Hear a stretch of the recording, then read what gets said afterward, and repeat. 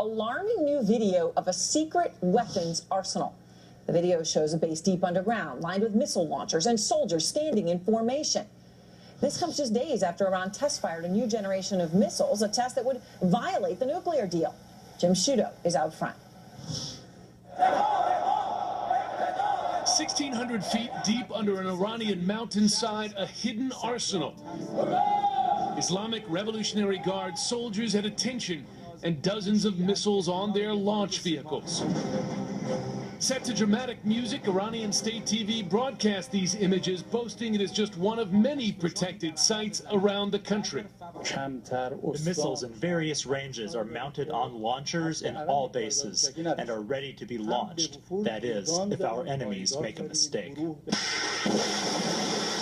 release comes just days after Iran launched a new generation long-range ballistic missile, which the U.S. says violates an existing UN Security Council resolution banning ballistic missile testing by Iran. The U.S. is now referring the matter to the UN. Nobody will turn a blind eye to the destabilizing activities that Iran continues to prove capable of in the region. Now Iran is expanding its military operations inside Syria.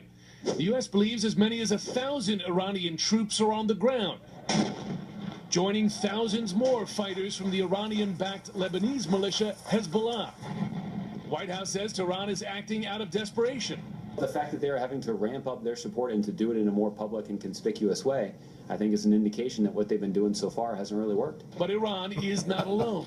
A delegation of Iranian officials arrived in Syria Wednesday to discuss a new pact with Russia aimed at propping up the Assad regime. The Russians, too, are backing a political solution to end the crisis in Syria. But at the same time, because terrorists do not understand anything but force, naturally, that same language has to be spoken to them.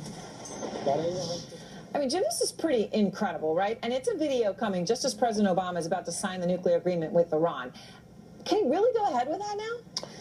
Listen, there's not much the U.S. can do at this point. I mean, on the missile, the ballistic missile tests, they say they will refer Iran to the United Nations. They say this violates an existing UN resolution. But the fact is that the new UN resolution that's part of this nuclear deal might allow for more leeway for such testing. But on the other thing, there's these underground bunkers deploying troops to Syria.